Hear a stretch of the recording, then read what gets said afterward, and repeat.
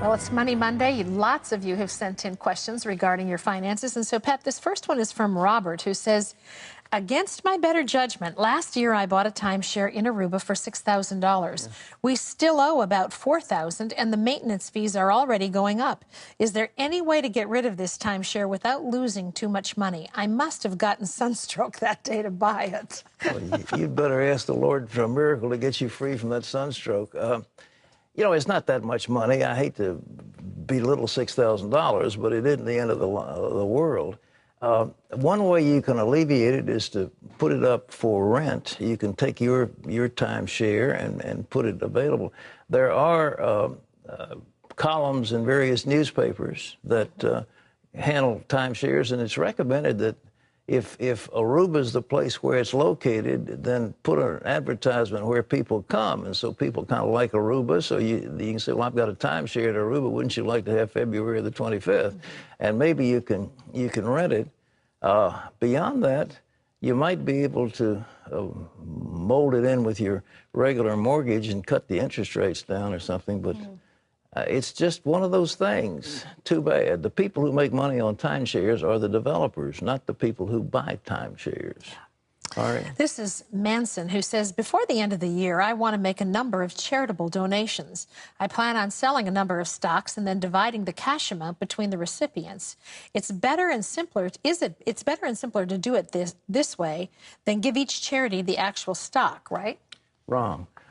It depends on your financial situation. If the stocks are losers, if you've got losses in them, by all means sell them, take the loss. If, on the other hand, you have substantial profits in these stocks, then the thing to do is to give the stocks away. You don't pay capital gains on them, and you can pass them on very easily. So you can get a broker to say, well, I want to write over 100 shares of Exxon or whatever. I mean, that's the best way to do it. But not just selling them all and giving the money. That is not wise tax planning. All right. Okay, this is Chrissy, who says, I recently left my full-time job with benefits to be a stay-at-home mom for our 2 girls. Am I eligible for any type of retirement account now that I am a, quote, non-working mom? Well, there's such things as spousal IRAs. There's certain rules that you have to abide by, but you can establish an IRA for spousal benefits. The thing I used to like a lot, I don't hear much about it, but it's the so-called KEO, and that means somebody who has a part-time job or who sells Amway or who has any kind of incidental income. They can take a big hunk of that and put it into a KEO, and the KEO is just like an IRA. It works very nicely, so you look into that. This is Ken, who says, Pat, if we go to a one-world currency, what happens to our personal debts? If the dollar decreases substantially in value, will we end up owing more? Well, actually, just the opposite. You know, what happened in Germany, a loaf of bread was such that you could buy a farm with the money because the inflation was so enormously high. So if you have a debt that's denominated in dollars and the dollar goes down to 5 cents, then the new world that you get, you pay off those fixed debts. And if there's no inflation clause in your borrowing document, you pay off with cheap money. But I don't think I'd spend a lot of time worrying about what happens about a one-world government or one-world currency. When that happens, there'll be enough chaos, so, you don't have to worry about it now.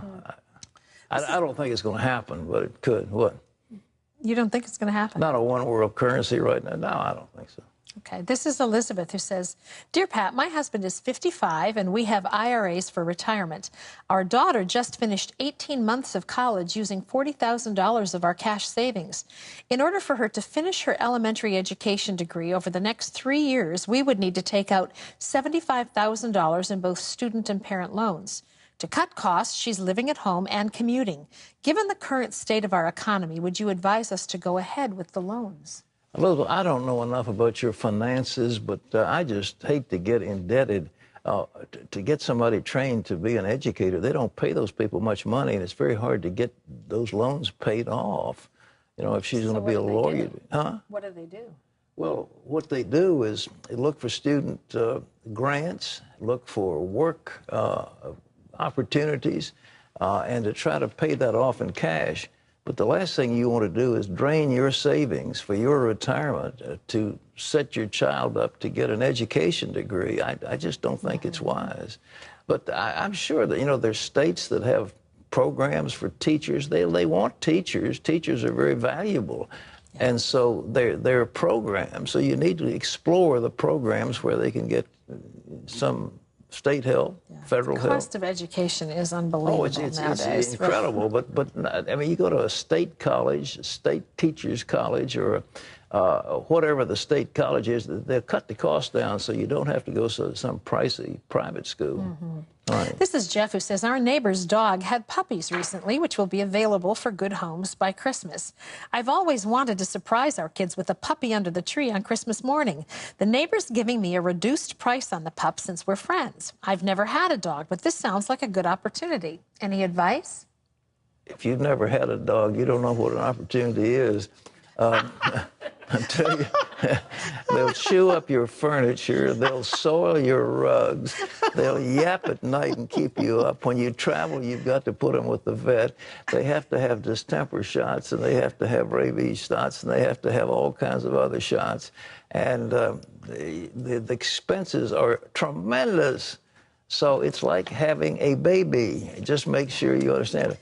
But if you do decide to get a puppy, any of you that do it, they have cages, and I didn't realize how effective. They're called crates. Well, they're crates. You put the crate, you put the dog in the crate at night, and don't let him roam your house, because if he does, he will get used to making his little piles of mess in your rugs. So how's your dog doing? My dog is wonderful, but I know how to work with him. But it's one of those things that it's. But can I say, it would be a wonderful surprise for your children on Christmas morning. Yeah, but you're going to surprise yourself for the next 15 years of obligation. I know. I've done it. We're still sanding down the woodwork, but go for it. You only live once. You don't go for it. And besides, one last thing. You say he's got a pup. What kind? Dogs are different. You know, poodles are one true. thing. You better know what you're getting Cocker spaniels into. are something else, and pointers are something else, and German shepherds are something else.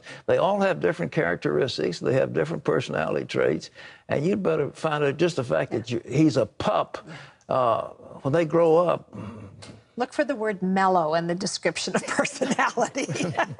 And you also know how to train them. And I know how to train them. I've had every kind of dog you could imagine. So there you go. Send that pup to Pat for about 6 months, and he'll be in good shape. The Roberts Training Academy. I've had German shepherds, borzois, cocker spaniels,